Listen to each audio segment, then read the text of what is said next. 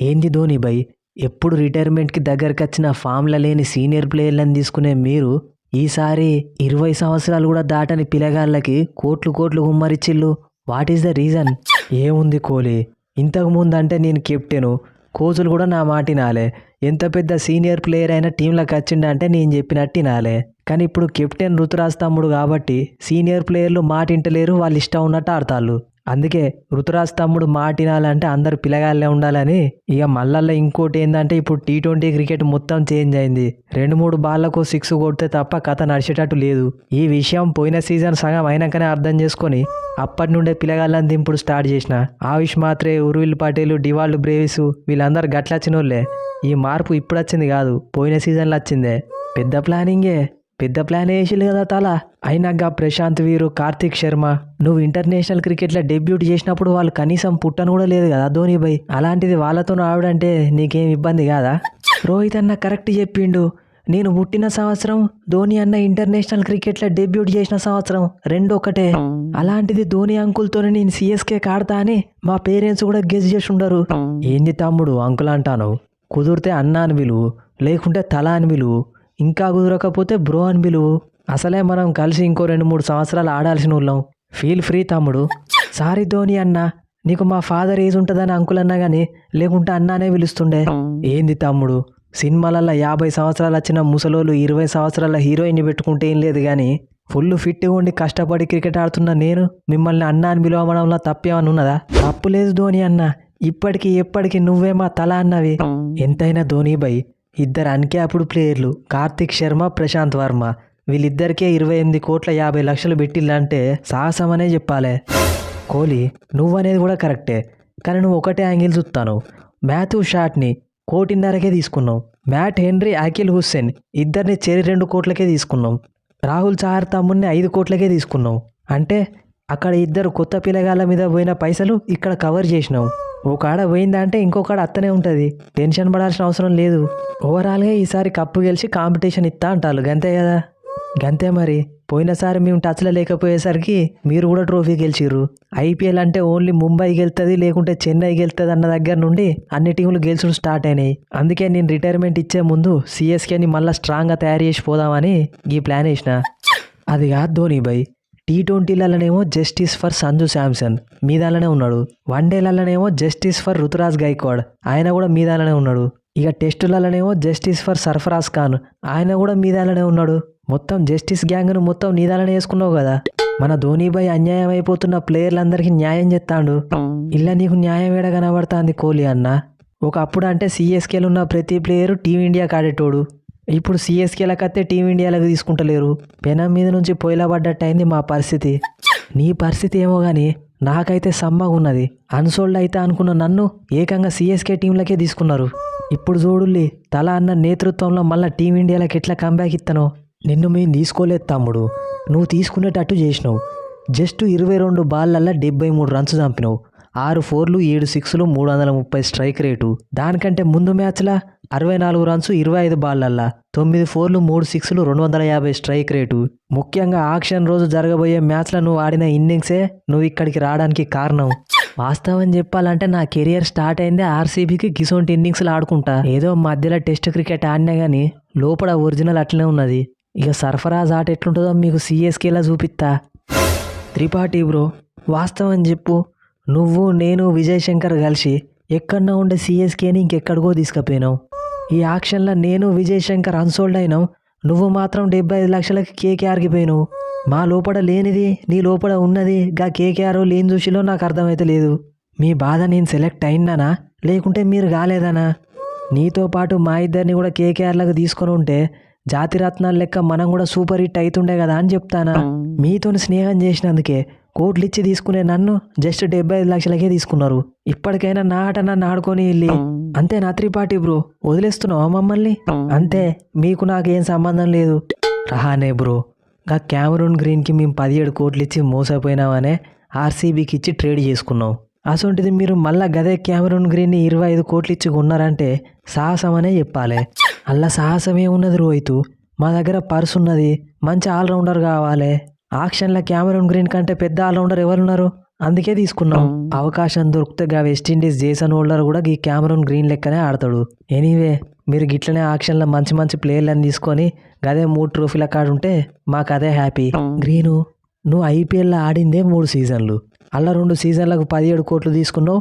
ఇప్పుడు 25 కోట్లు అంటే మళ్ళీ 18 కోట్లు అటు ఇటు చేసి 3 సీజన్లకే 55 కోట్ల దాకా చంపినావు కదా. నువ్వు చంపిన సంపుడుతో పోల్చుకుంటే నేను చంపింది ఎంత కమించన్నా. నీకు కూడా గిదే కేకేఆర్ ఎన్నోసార్లు పెద్ద అమౌంట్ ఇచ్చి తీసుకున్నది. ఇప్పుడు ఎస్ఆర్ఎస్ కూడా అంతే పెద్ద అమౌంట్ ఇస్తుంది. అంటే నీకు ఇత్తనో తప్పులేదు కానీ నాకు ఇత్తనో తప్ప అంటలేని తమ్ముడు. ఇట్లనే నువ్వు ఇంకా ముందుకు పోవాలని కోరుకుంటానా. Anyway all the best. Dhoni భాయ్, మీరు ఫస్ట్ రిలీజ్ చేసినప్పుడు బాధపడ్డా, కానీ ఇప్పుడు కేకేఆర్ 18 కోట్లకు తీసుకున్నందుకు సంతోషపడతానా. మీరు రిలీజ్ చేసినందుకు 5 కోట్లు లాభం.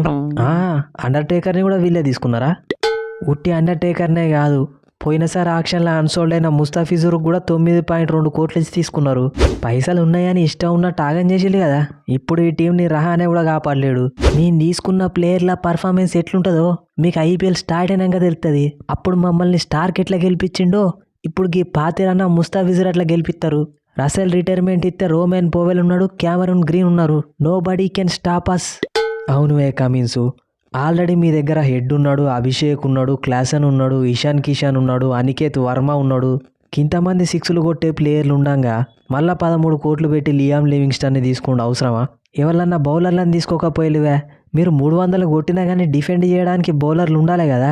అవసరం లేదు, మాకు బౌలర్లతో పని లేదు. 300 కాకపోతే 350 కొడతాం, కానీ మాకు బ్యాట్స్మెనే కావాలి. అలా 6లు కొట్టే ప్లేయర్లే కావాలి. వన్స్ మేము 300 కొట్టినాక మా టీంలో ఎవరు బౌలింగ్ చేసినా గెలిచినట్టే. అట్లా కాదు కమిన్స్ అన్న. శివాంగ్ కుమారు, సాహిల్ అరోరా, షకీబ్ హుస్సేన్, ఓన్కారు, అమిత్ కుమారు, ఎవరు వీళ్ళందరూ మనం ఎన్ని రన్స్ కొట్టినా వీళ్ళు ముంచేటట్టే ఉన్నారు కదా.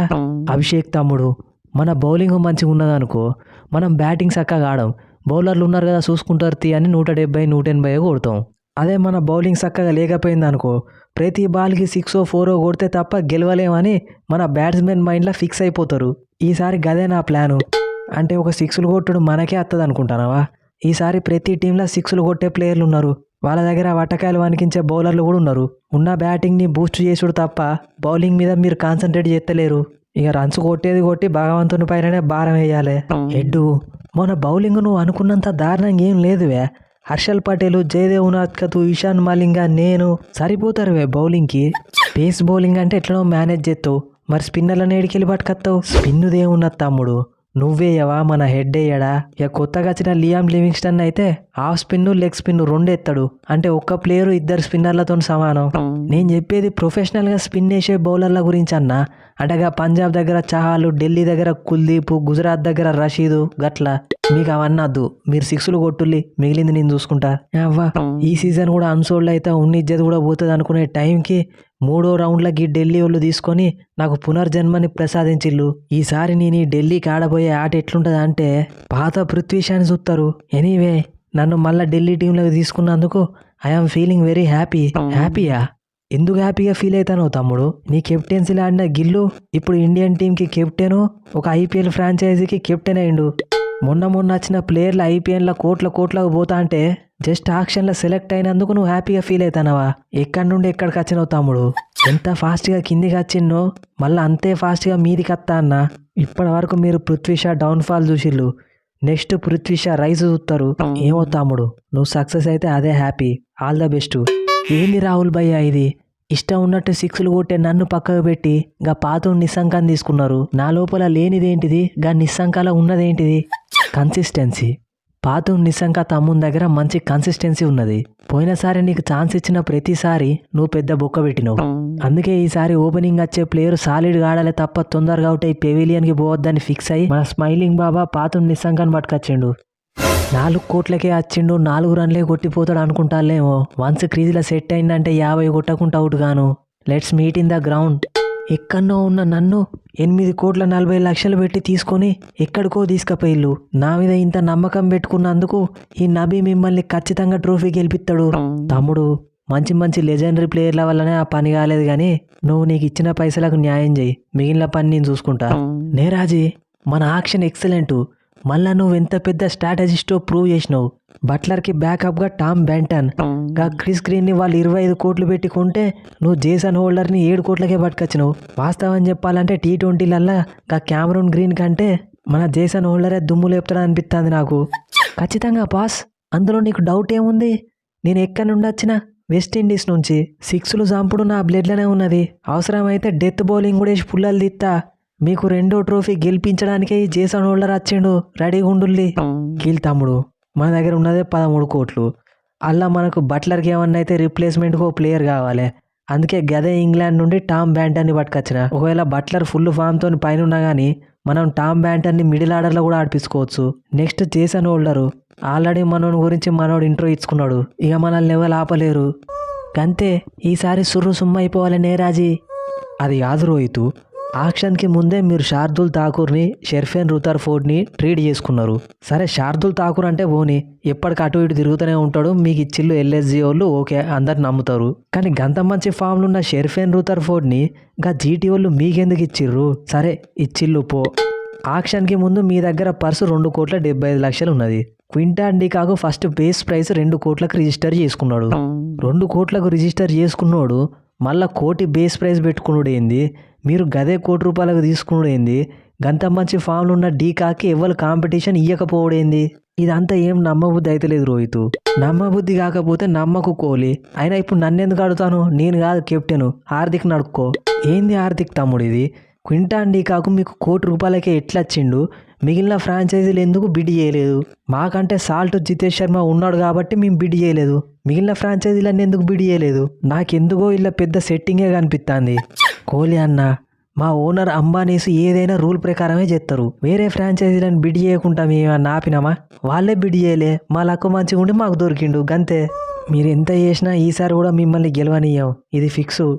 అది కాదువే డీకాకు, రిటైర్మెంట్ నుండి బయటకు వచ్చి నన్ను సౌత్ ఆఫ్రికా T20 టీం కాడకుండా చేసినావు, వన్డే టీం కాడకుండా చేసినావు, టెస్ట్ టీం కాడకుండా చేసినావు. సరే పోనీ కనీసం ఇక్కడ IPL అన్న ఆడుకుంటా అంటే మళ్ళీ ఈడికే వచ్చి IPL కూడా ఆడనీయకుండా చేస్తాను. నీకు ఏం అన్యాయం చేసినవే నేను? గా అక్షర్ పటేల్ వెనక రవీంద్ర జడేజా పడ్డట్టు నువ్వు నా వెనక పడతాను. అట్లేం లేదు తమ్ముడు, నేను ఈ ముంబై ఇండియన్స్కి పాత కస్టమర్నే. నువ్వే కొత్తగా వచ్చినావు. 2019, 2020 2 సార్లు ముంబై ఇండియన్స్ని ట్రోఫీ గెలిపించిన నేను. ఇక మళ్ళీ నేను లేనిది కథ నడవదని వాళ్ళు నన్ను పర్సనల్గా రిక్వెస్ట్ చేస్తే 2 కోట్లు బేస్ ప్రైజ్ పెట్టుకున్నోని ₹1,00,00,000 తగ్గించి మరీ ఇక్కడికి వచ్చిన. ఇక అసలు సినిమా ఇప్పుడు చూపిస్తా, నువ్వు టెన్షన్ పడకు. ఇక బెంచ్ మీద కూర్చొని చూడడానికి టెన్షన్ పడేదే ఉన్నది. అవును కోహ్లీ, ఈ వెంకటేష్ అయ్యర్లా మేము చూడలేనిది ఏమున్నది, మీరు చూసింది ఏమున్నది? పోయినసారి ఆ KKR వాళ్ళు వెనక పిచ్చోళ్ళ లెక్క 23 కోట్ల దాకా పోయిళ్ళు. వాళ్ళు మిమ్మల్ని మించిన పిచ్చితనంతో 23,75,00,000 ఇచ్చి కొనుక్కున్నారు. ఈసారి మళ్ళీ 7 కోట్లకు కొనుక్కున్నారు. ఎందుకు? వై? ఎందుకంటే ఏం చెప్తాం రోహితు, మన కెప్టెన్ ఉన్నాడు కదా పాటిదర్ తమ్మునికి ఈ వెంకటేష్ అయ్యర్ ఇద్దరు బెస్ట్ ఫ్రెండ్స్. నాకు అయ్యర్ ఉంటేనే నేను ఆడతా అంటాడు. ఏం చేస్తాం, పాటిదర్ తమ్ముని కోసం అయ్యర్ని పట్టుకురావాల్సి వస్తుంది. అయ్యర్ లాంటి ప్లేయర్ మనకి 7 కోట్లకే వచ్చినందుకు మీరు సంతోషపడాలి. మన అయ్యర్ బ్రో బ్యాటింగ్ చేస్తాడు, బౌలింగ్ చేస్తాడు, అన్ని చేస్తాడు. చూడుల్లి సారి నేను అయ్యర్ని ఎట్లా వాడుకుంటాను. ఏమున్నది, అంతకు ముందుసారి మీరు క్యామరూన్ గ్రీన్ని నమ్ముకున్నారు, వీళ్ళు వెంకటేష్ అయ్యర్ని నమ్ముకున్నారు. ఇప్పుడు ఇద్దరిని ఎక్స్చేంజ్ చేసుకున్నారు గంతే కదా. అక్కడక్కడనే తిరుగుతారు ప్లేయర్లు, ఏం ఉండదు గంతే. హార్దికు, నువ్వు బెస్ట్ ఆల్రౌండర్వే కావచ్చు, కానీ నువ్వు మమ్మల్ని ఇన్సల్ట్ చేసుట్లా న్యాయం లేదు. RCBని బ్యాక్ టు బ్యాక్ ట్రోఫీలు గెలిపించడానికే ఈ వెంకటేష్ అయ్యర్ వచ్చిండు. Let's meet in the ground. ఏదేమైనా కానీ విరాట్ T20లల్లా నెంబర్ 2 ర్యాంకింగ్లు ఉన్న జాకోబ్ డఫీని 2 కోట్లకు పట్టిల్లంటే మంచి స్టీల్ డీల్ అనే చెప్పాలి.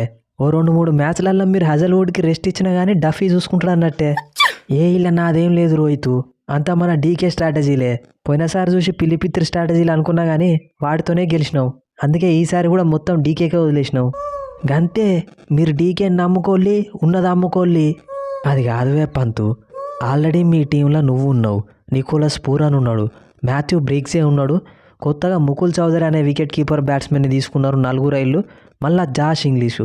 ఏం చేసుకుంటారు ఇంతమంది వికెట్ కీపర్ బ్యాట్స్మెన్లని? 2 ఓవర్లకు ఒకళ్ళు వికెట్ కీపింగ్ ఇట్లా చేస్తారా ఏంది? అట్లేం లేదు ధోని అన్న, నేనున్నాక వేరే టోళ్ళని వికెట్ కీపింగ్ చేయనిస్తానా? ఏదో అట్లా సెట్ అయింది. డొమెస్టిక్ క్రికెట్లో ముకుల్ చౌదరి మంచిగా ఆడతాడని తీసుకున్నాం. ఇక మన ఇంగ్లీష్ బ్రో ఈ సీజన్లో 4 మ్యాచ్లే ఆడతాడని తెలిసినా కానీ నెక్స్ట్ సీజన్కి పనికొస్తాడని అట్లా పెట్టినాం. సరే వికెట్ కీపర్లు అంటే పోనీ, గంతమంది బౌలర్లను ఏం చేసుకుంటారు? మీ బౌలర్లతో సపరేట్ ప్లేయింగ్ 11 తయారు చేయొచ్చు తెలుసా? నీకు ఇంకో విషయం తెలియదు ధోని భయ్, ఆ బౌలర్లలో సగం మంది స్టార్టింగ్లోనే ఇంజురీ అయ్యి ఎన్సీఏకి పోతారు, సగం మంది ఐపీఎల్ స్టార్ట్ కాక ముందుకే ఇంజురీ అని అంటారు. మళ్ళీ వాళ్ళకు బౌలింగ్ చేయడానికి బౌలర్లే ఉండరు చూడు, మళ్ళా మక్రము మార్షు షాబాజ్ అహ్మద్తో వేపించుకుంటారు. గైక్వాడు ఎక్కడ గెలకూడదో అక్కడ గెలికినావు.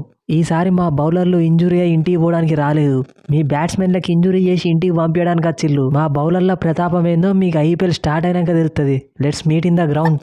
అవునువే అయ్యారు, ఉన్న 11,50,00,000కి ఎగేసుకొని ఆక్షన్కి పోయినోను ఏమన్నా మళ్ళీ వేరే దేశాల ప్లేయర్లను కొంటారా అంటే మళ్ళీ గదే ఆస్ట్రేలియా ప్లేయర్లను కొన్నారు.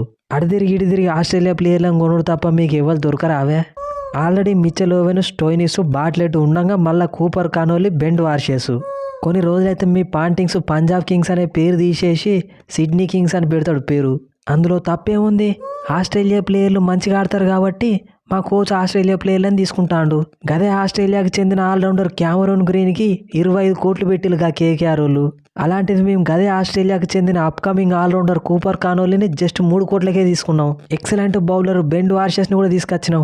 అవసరమైతే లాస్ట్లో 6లు కూడా చంపుతాడు. మా పాంటింగ్ బాబాయ్ ఉన్నంత వరకు మమ్మల్ని ఎవరు ఆపలేరు. ఏది ఏమైనా శాంసన్ నిన్ను వదిలేసినాక ఆర్ఆర్ అండర్ గ్రౌండ్కు పోయినట్టే అనిపిస్తుంది. పాపం ఆక్షన్లో కూడా పైసలు లేక రవి బిష్ణయ్ ఆడా మిల్నే తప్ప ఎవరిని తీసుకున్నారో తెలుస్తలేదు. ఇక మా జడేజా అన్న తప్ప వాళ్ళని ఎవరు కాపాడలేరు. గైక్వాడ్ తమ్ముడు, నువ్వేం బాధపడాల్సిన అవసరం లేదు, మా దగ్గర ఆల్రెడీ ఉన్నారు కాబట్టి మేము ఆక్షన్లో ఏమంత కనవలేదు.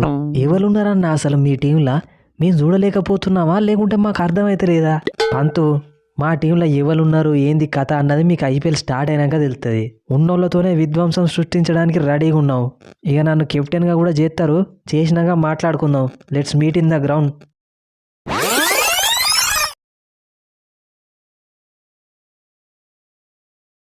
సో ఫ్రెండ్స్, ఒకటే వీడియోలో అన్ని టీమ్స్ని కవర్ చేద్దామన్న ఉద్దేశంతో ఈ వీడియో కొద్దిగా లెంత్గా చేయడం అయితే జరిగింది. హోప్ ఈ వీడియో మీ అందరిని ఎంటర్టైన్ చేసింది అనుకుంటానా.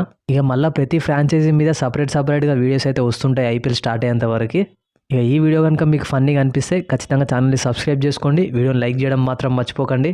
ఇక మన ఛానల్ ద్వారా మీరు ఏదైనా ప్రమోషన్స్ చేయించుకోవాలనుకుంటే కింద డిస్క్రిప్షన్లో ఇచ్చిన ఇన్స్టాగ్రామ్ ఐడికి లేదా మెయిల్ ఐడికి మెసేజ్ చేయొచ్చు. చాలా రీజనబుల్ రేట్స్లోనే మీకైతే ప్రమోషన్స్ చేయడం జరుగుతుంది. ఇక T20 world cup and IPL season కూడా స్టార్ట్ అవబోతుంది. మనలాగా స్పోర్ట్స్ చేసి మనీ ఎర్న్ చేద్దాం అనుకునే వాళ్ళు కూడా కింద డిస్క్రిప్షన్లో ఇచ్చిన ఇన్స్టాగ్రామ్ ఐడికి మెసేజ్ చేయొచ్చు. చిన్న కోర్స్ అవుతుంది. నెక్స్ట్ వీడియోలో మళ్ళీ కలుద్దాం. Thanks for your love and support.